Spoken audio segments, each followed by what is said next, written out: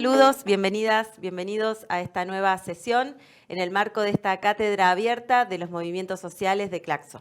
Somos Diego Jaimes y Cristina Cabral y estamos acá en esta última sesión de esta cátedra abierta vinculada a los derechos, a la comunicación y la comunicación popular en América Latina y el Caribe.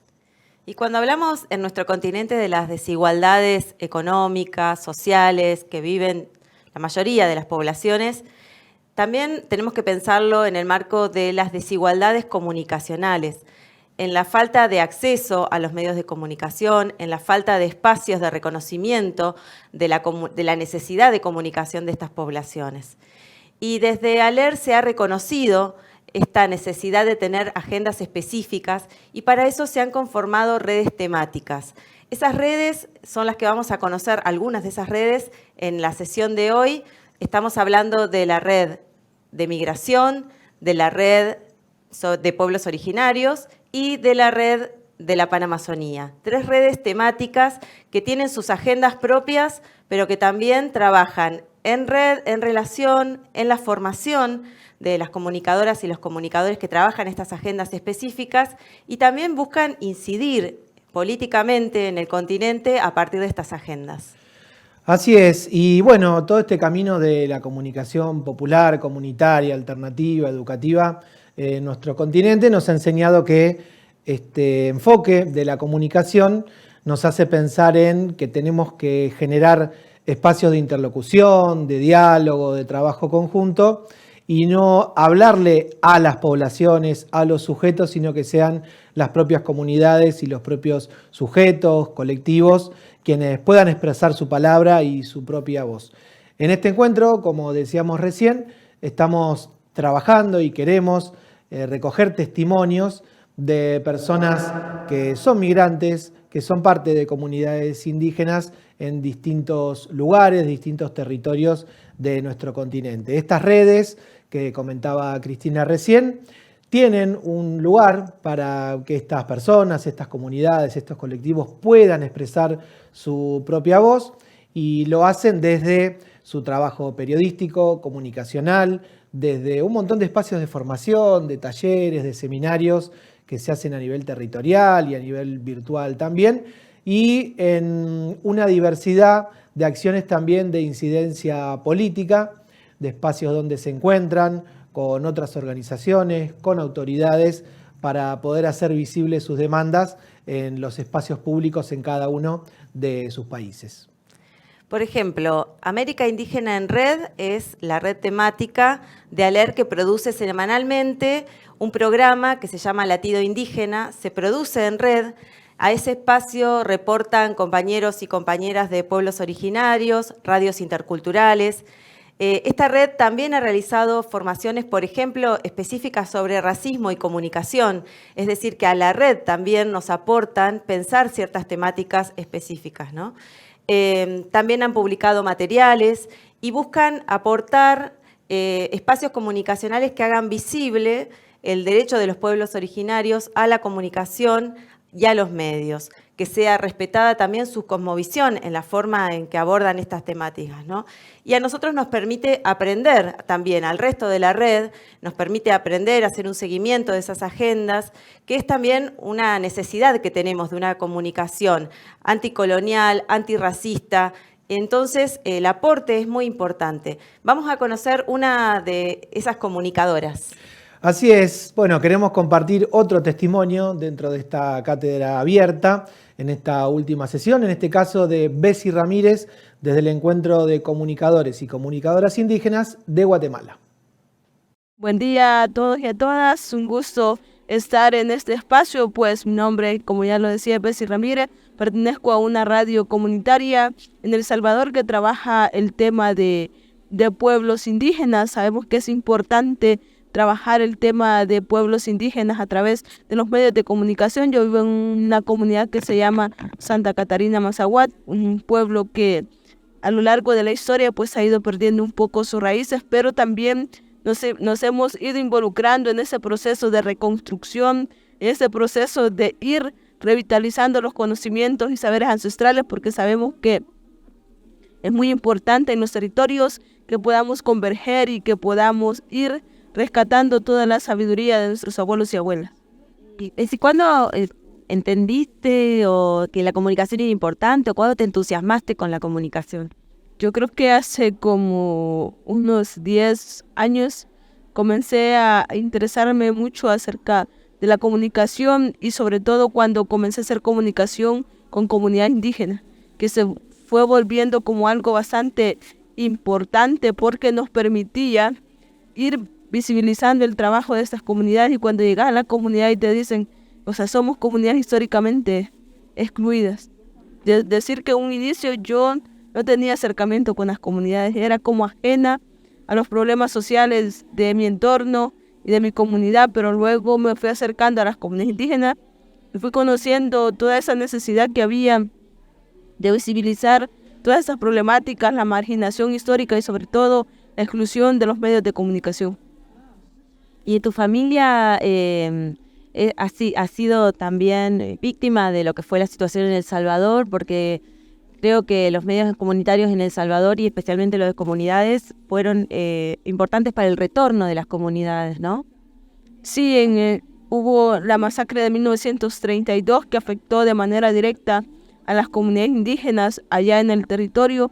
Mis parientes sí fueron víctimas de toda esa masacre que se dio en El Salvador, pero ahí hemos ido avanzando y ha sido una herida que todavía no se sana en las comunidades. Y para los comunicadores y comunicadoras que están compartiendo esta clase de los movimientos sociales, ¿qué cosas le dirías vos? ¿Qué cosas son importantes para tener en cuenta cuando se trabaja en medios comunitarios vinculados a comunidades indígenas? Yo creo que es importante no perder de vista que hacemos comunicación desde y para las comunidades, que no hacemos comunicación para nosotros, sino desde las comunidades, desde el sentir de ellos, porque podría decir que he tenido experiencia con las comunidades indígenas donde dicen no, a este medio no le doy información porque tergiversa nuestra información, no dice lo que nosotros realmente queremos expresar. Entonces, cuando te dicen a ustedes sí porque no manipulan nuestra información, porque dicen lo que nosotros decimos, se vuelve también como algo importante, llegar, converger y sentirte en casa cuando vas a la comunidad, no sentirte como un periodista más o como alguien que va por información en la comunidad, sino que te sentís como un miembro más de esa comunidad, además de todo, vivís su cultura, vas aprendiendo de ellos, de la cosmovisión, de las comidas y de todo lo que hay, sentir esa hermandad, identificarte que el problema que está pasando en esa comunidad te pasa a ti, está cerca a vos, aunque te quede a kilómetros, pero en un momento te va a pasar a ti. Entonces creo que es importante también ponernos como periodistas en el lugar del otro, de la situación, de la problemática que está afrontando, porque eso nos ayuda a poder visibilizar de una mejor manera las problemáticas y a veces pensamos, como nos los han enseñado los medios hegemónicos, que si no tengo o no soy el primero que publico mi noticia, ya no está bien o ya no sirve. Pero no, sino que lo más importante es que tengamos la información adecuada, que tengamos a las fuentes adecuadas y que nuestra información que compartamos también vaya generando incidencia y conciencia en la población para que se vaya involucrando en todos estos espacios que se vuelven de suma importancia. Gracias, Bessie. Gracias a ustedes por este espacio y animar a todas las y los compañeros a que sigamos haciendo comunicación alternativa. Es posible otro mundo desde la comunicación y si lo hacemos desde la visión de los pueblos ancestrales, si lo hacemos desde la visión de las comunidades, vamos tejiendo redes de resistencia y vamos fortaleciéndonos cada día más y sobre todo que exista mayor participación de mujeres en los medios de comunicación. Y en este camino de la comunicación popular, comunitaria, educativa y alternativa, los movimientos sociales nos fuimos encontrando también dentro de las aulas de nuestras propias organizaciones, también en aulas de espacios de formación, de universidades públicas que son muy importantes en cada uno de nuestros países y contamos con aportes de investigadores, investigadoras, docentes que dialogan también con las prácticas sociales que se van generando en cada uno de los territorios, con las radios, con las comunicadoras, con los comunicadores, y van generando también a través de este diálogo nuevos saberes y nuevos conocimientos que se insertan desde estos territorios y desde sus propias prácticas. Magdalena Doyle es una investigadora argentina que trabaja desde la Universidad de Córdoba hace muchos años estudiando e investigando la relación entre comunicación y pueblos originarios.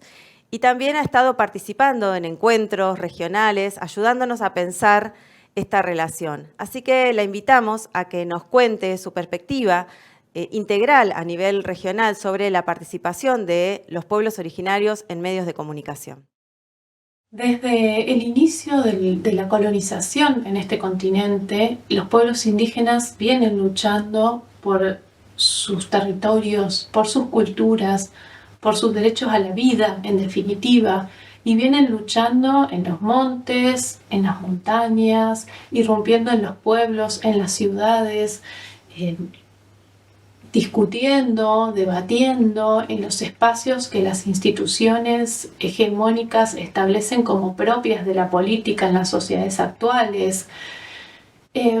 Pero a su vez, desde la década del 50, desde mediados del siglo pasado, en el marco de lo que se llama el proceso de mediatización de las sociedades, que se refiere básicamente al hecho de que los medios fueron adquiriendo gran centralidad en la organización de esas sociedades. En ese marco, esas luchas indígenas comenzaron a irrumpir también en los medios de comunicación.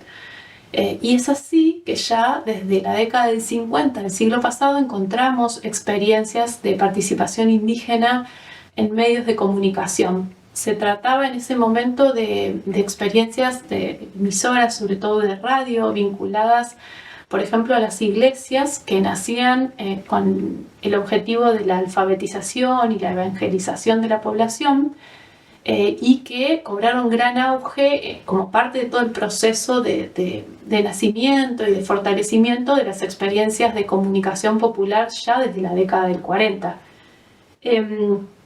Tenemos así experiencias pioneras y muy relevantes en esto de visibilizar los idiomas y las presencias indígenas, como Radio San Gabriel o Radio Pío XII en Bolivia, Radio Onda Azul en Perú, la Federación Guatemalteca de Escuelas Radiofónicas, ERPE en Ecuador, Radio Guayacocotla en México y tantos otros espacios que fueron y que son tan relevantes para el continente.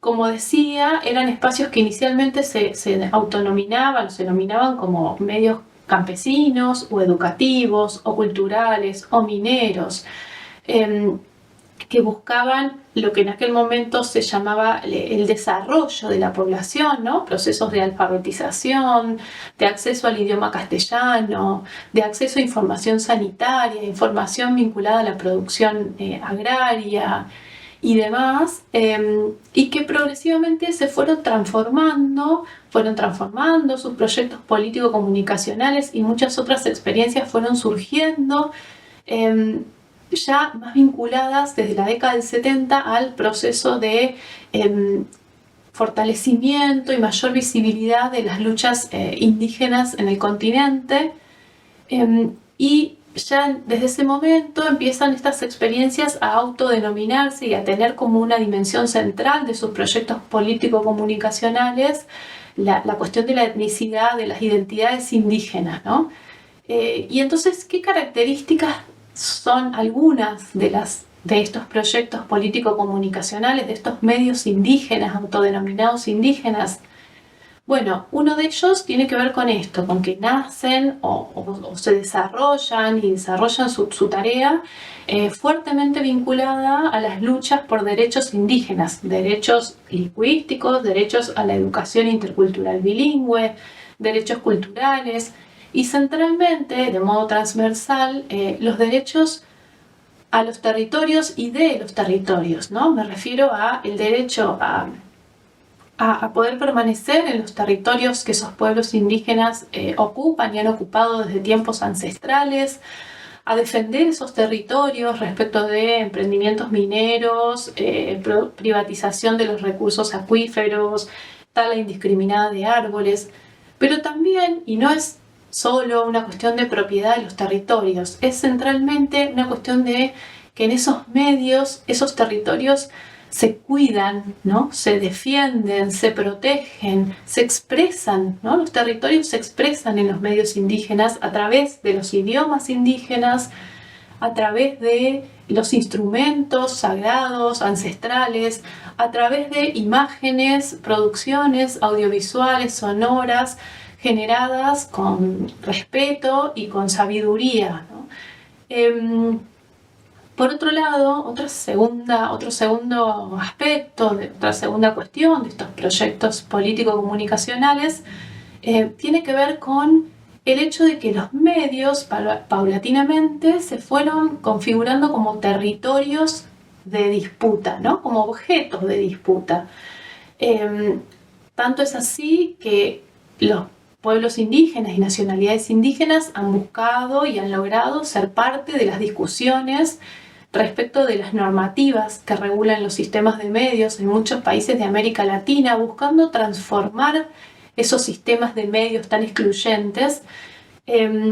Y esto tiene que ver con la búsqueda por parte de los mismos pueblos, nacionalidades, comunidades indígenas, de generar condiciones menos desiguales para poder nombrarse públicamente en los medios, para poder contar sus memorias, para poder narrar sus saberes, para poder, en definitiva, irrumpir, ejercer su derecho a la verdad y poder constituirse en ese sistema de medios, ser reconocidos como interlocutores legítimos en esos espacios, ¿no? Y en tercer lugar, una cuestión que me interesaba especialmente destacar tiene que ver con el modo en que en esos medios indígenas, las tecnologías de la comunicación se articulan estrechamente con espacios y con prácticas de comunicación, de encuentro, de construcción de lo común, de transmisión de saberes y de memorias que son ancestrales y propias de cada pueblo, como los fogones, como los parlamentos, como tantos otros modos y espacios de comunicación. Y es en esos espacios y en esas prácticas donde los medios cobran su sentido, su politicidad, desde las cuales luego irrumpen en el espacio de lo público buscando mostrarnos que otros modos de comunicación son posibles, ¿no? Por eso me parece importante destacar que los medios indígenas no son herramientas, simplemente instrumentos, no son ni siquiera principalmente sus programaciones o sus productos comunicacionales, sino que se constituyen en actores y espacios políticos, en proyectos que una vez que se ponen a andar, a funcionar, por más que dejen de salir al aire, cosa que ocurre muchas veces porque las condiciones de funcionamiento para esos medios son de mucha adversidad, por más que dejen de salir al aire, siguen funcionando como espacios de encuentro, como espacios de producción de horizontes de lo común, para los mismos pueblos y comunidades, pero para la sociedad toda, en definitiva. Seguimos en esta sesión donde hablamos de las redes temáticas, de las agendas específicas de ALER a nivel regional. Una de ellas es la migración, una temática importantísima no solamente para las poblaciones latinoamericanas, sino para todo el mundo. Pero cuando se habla de la migración en los medios de comunicación, se estigmatiza a estas poblaciones, no se comparte las perspectivas, las vidas de estas personas, y lo que trata de hacer esta red temática de ALER a nivel regional es trabajar esa agenda desde otro enfoque, desde las mismas poblaciones, hablando de las causas de las migraciones, de las consecuencias que tiene para estas familias, pero también los sueños que hacen que estas familias se muevan e intenten iniciar otra vida en otros países. Así es, si queremos contarles del programa Caminantes, Vidas que se mueven, la principal producción de la red de migración que recupera e incorpora esta agenda temática y la diversidad de situaciones, de conflictos que vive la población migrante en nuestro continente. Tiene que ver con las políticas fronterizas, con el derecho a la identidad, con las vidas cotidianas de las personas y de las familias que viven dentro de esta situación de migración, que son crecientemente cada vez más en América Latina. Los conflictos interculturales también entre las distintas poblaciones que migran, aquellas que son receptoras también de familias migrantes y las diversas realidades que atraviesan en cada uno de estos territorios. Y vamos a conocer la voz de Mónica López. Ella es una compañera coordinadora de la Red de Migración, está en Radio Guayacocotla de México y desde allí nos cuenta su experiencia, desde su familia, cómo vive la migración y cómo lo piensa desde la comunicación que se hace en ALER. Hola, ¿qué tal? Yo soy Mónica López de Radio Guayacocotla en México. Esta radio lleva 59 años trabajando con las comunidades campesinas y las comunidades de pueblos indígenas de una región que se llama Huasteca en nuestro país. Colaboramos desde hace 59 años con los pueblos náhuatl, otomí, tepehua y mestizos de esta región en diferentes ejes. Uno de ellos es la defensa del territorio, otro es la defensa de los derechos humanos y la promoción de la justicia, la promoción de la salud comunitaria, economía social, religión y cultura, y también trabajamos el tema de la migración. Pues me piden platicarles un poco el cómo la migración también ha atravesado mi vida o mi historia. Y bueno, yo quiero contarles que pues mi abuelo salió desde hace muchísimos años de su pueblito en las montañas de Asturias en España y tuvo que venir a México. Una cosa que a mí siempre me llamó mucho la atención al escuchar su historia es que él nunca quiso salir de su pueblo. Él salió a los 9 años para venir a México, en donde ya estaba su papá, pero siempre platicó que él nunca quiso salir de su pueblo y tuvo la oportunidad de volver 20 años después, y fue la única vez que regresó. Entonces, esa historia a mí en lo personal siempre me marcó mucho. Y al mismo tiempo, por otro lado de mi familia, también tuvieron que salir mis bisabuelos de esta misma sierra, pero del otro lado, desde hace muchísimos años, más de 100 años. Y ellos tuvieron que salir a la ciudad también, pues para buscar mejores oportunidades.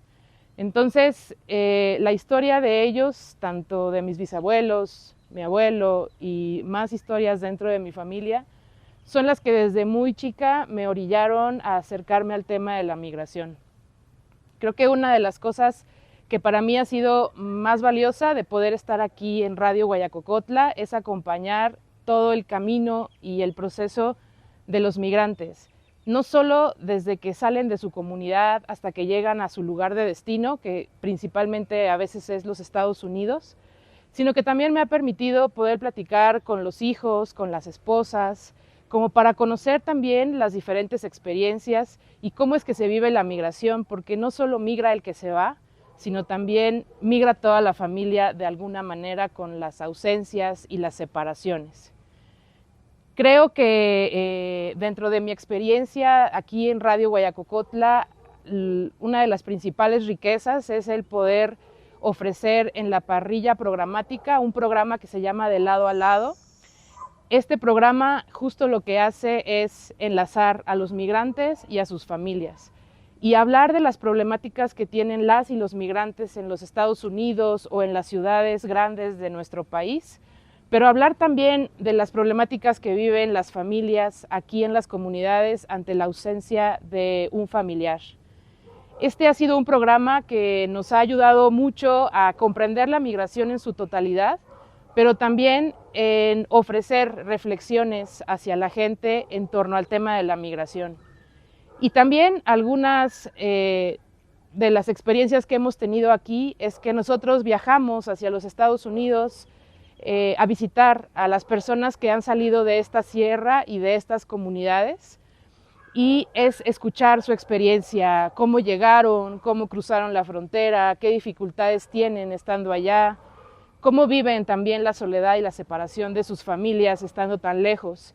Y también hemos tenido pues la oportunidad de ir a las comunidades y poder platicar con sus familias sobre qué sienten de tener a su familiar lejos.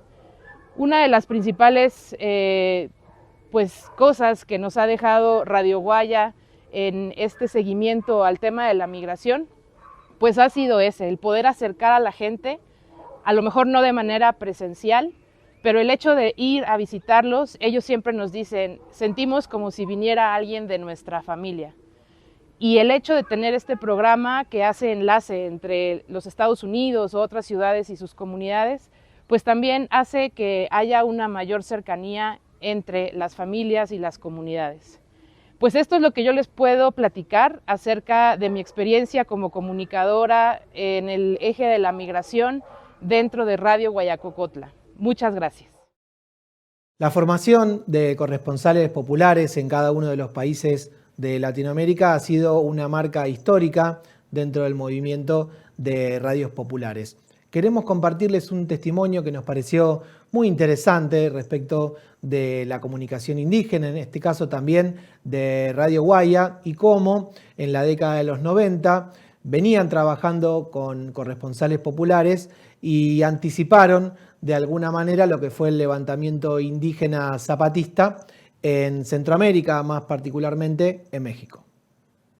En el año 92 fui corresponsal. Ahí pues llevaba yo mi nota.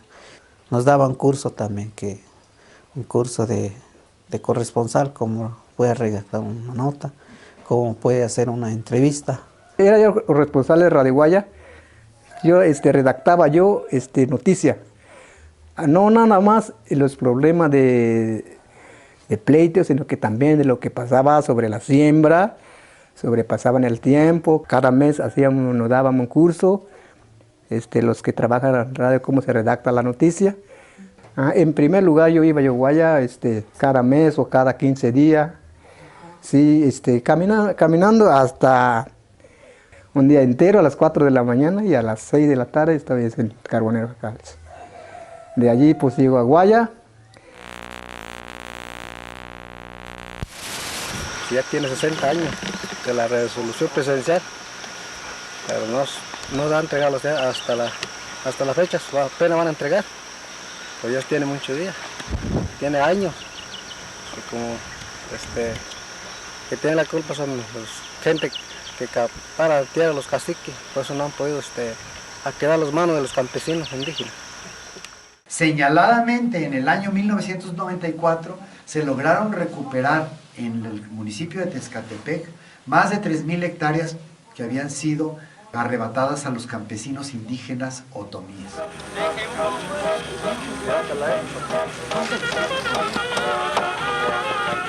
Entonces desde ahí se empezó la organización. Se formaron dos organizaciones en el municipio de Tezcatepec. Uno en la parte baja, que es la CDC, Comité de Defensa Campesina, y en la parte alta del municipio de Tezcatepec pues, está la UCZ, que es Unión Campesina Zapatista. Se logró agarrar el cacique que mataba a la gente. Si no fuera por ese fomento que la gente, que lo ayudaron la gente de aquí en las comunidades, a lo mejor muchos iban a ir. Todos tenemos un pedazo donde trabajar, porque antes no teníamos nada de terreno, nada de donde trabajar, pues.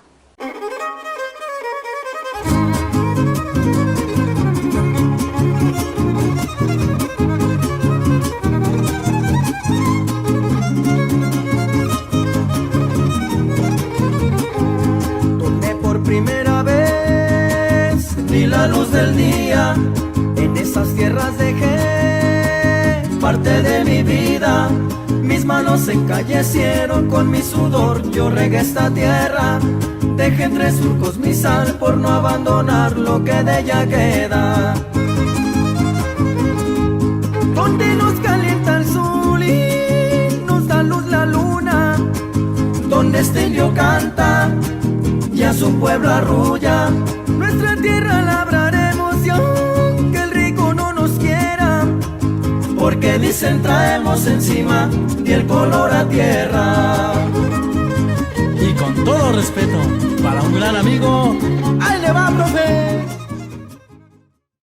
Seleccionamos otra de las redes temáticas de ALER, en este caso una red que ha estado muy activa en los últimos años por la importancia que ha tenido la Amazonía en la agenda política a nivel mundial también. Y vamos a conocer esta experiencia que implica una coordinación muy especial en un territorio tan amplio como es la Amazonía, con tantos países involucrados y con territorios tan diferentes. Es importante coordinar y además tener una agenda en común para articular las luchas que se dan allí. Y uno de los proyectos más interesantes que se vienen dando en estos últimos años viene de parte de una socia de nuestra red ALER, que es el Grupo Comunicarte de Colombia, que viene trabajando hace muchos años allí en la Amazonía. Queremos presentarles parte de este interesante proyecto que se llama Kumare, a través del cual se han formado comunicadores, comunicadoras indígenas de esos territorios que nos cuentan de qué manera la comunicación popular puede ser una herramienta para su defensa y una herramienta también para la resistencia y la construcción de proyectos de vida allí en la Amazonía. La formación impartida en el proyecto Kumare ha promovido un proceso que resalte la riqueza de la Amazonía y la importancia que tiene para la humanidad. La sesión inicial de un conjunto de 5 talleres de formación estableció la relevancia de contar esas historias que resaltan la riqueza natural, cultural y social a través de las radios comunitarias dentro del gran bioma amazónico. Pero había un animal muy especial, el cuchicuchi. Las distancias en los territorios del gran bioma amazónico tienen una serie de repercusiones en las dinámicas de la población local. El acceso limitado a servicios básicos genera que la radio se convierta en la principal fuente de información y en el escenario de interacción de los actores locales. En el caso de las emisoras comunitarias, surgen las facilidades para guiar procesos sociales en beneficio de la comunidad. La presencia de las radios comunitarias en estos territorios rurales dentro de la selva amazónica permite que la gente tenga mucho más acceso a la información, distinto a las ciudades que están más cerca de otros medios masivos y otros medios diferentes. En la ruralidad muchas veces las condiciones de pobreza, las condiciones socioeconómicas y la falta de oportunidades de los gobiernos permite que la radio tome fuerza y pueda llevar las noticias locales a la comunidad y poder informarse y estar también enterados de lo que está pasando en sus territorios. Esto permite que los procesos sociales y comunitarios que llegan a estos territorios se fortalezcan, que sea la misma comunidad la que se empodere de todo lo que tiene que ver con la comunicación alternativa, cómo llevar la información, cómo investigar, cómo poder informar a sus comunidades y también hablar de la verdad cuando otros medios no lo están haciendo de la manera correcta. Ante un panorama que es poco alentador, se han sumado esfuerzos a nivel mundial para promover la preservación del gran bioma amazónico. El escenario de la comunicación no ha sido ajeno a ello, y el papel de los medios comunitarios aún pasa por la ejecución de acciones que hagan un llamado a la defensa del territorio y a la preservación de la vida. Kumare, Voces de la Amazonía y la Orinoquía motiva a las emisoras comunitarias a reivindicar ese sentido de organización y movilización que fundamentan a los medios de comunicación. Y de esta manera vamos cerrando esta sesión donde tratamos de mostrar las distintas redes temáticas, algunas de esas redes, porque hay más redes, pero algunas de las redes temáticas de ALER donde vemos la importancia de la coordinación sobre ciertas agendas específicas en el continente. Estas redes lo que hacen es estar atentas a esas temáticas, estar actualizadas, formarse, aportar profundización en esas agendas específicas, como vimos hoy, sobre migración, sobre pueblos originarios, sobre un territorio específico tan importante como es la Panamazonía. Y así vamos llegando también al cierre, al final de este proceso de formación, a esta cuarta sesión, y tratamos de hacer un recorrido a través de ese mapa latinoamericano. Creo que hemos podido tener testimonios de distintas personas, de jóvenes, de mujeres, de personas campesinas, indígenas, de trabajadores, de trabajadoras del campo de la comunicación popular, lo cual nos genera mucho orgullo también desde aquí, desde este rincón del sur de la Patagonia Argentina y también del sur latinoamericano, haber podido ser parte de este espacio de encuentro, de diálogo, de conocimiento, de poder escuchar y de ver a muchas personas que todos los días buscan una sociedad más justa, más humana, más solidaria, y lo hacen desde la educación y desde la comunicación popular. Es decir, que la comunicación y la educación popular latinoamericana está viva, está haciendo en todas estas experiencias, y además hay otras que no están en la LER, pero que también contribuyen a todo este movimiento de comunicación y educación popular latinoamericana. Les invitamos a participar de estos medios, a encontrarse, a crear nuevos espacios, porque siempre hay que revitalizar estos espacios, volver a preguntarnos cuál es el rol de la comunicación y la educación popular en América Latina ante los distintos contextos que nos toca enfrentar. Así es. Bueno, Cris, un gusto también haber podido estar en este espacio. Agradecerle a Claxo también por esta selección que hizo de poder contar con nuestra organización en este espacio de formación. Y bueno, esperamos que les haya gustado. Los invitamos también y las invitamos a que vean los materiales, revisen los videos y seguramente nos estaremos encontrando en la próxima Cátedra Abierta. Y agradecerle a Brian Sarmiento, quien estuvo en la organización técnica de todo este espacio, así que muchísimas gracias, Brian.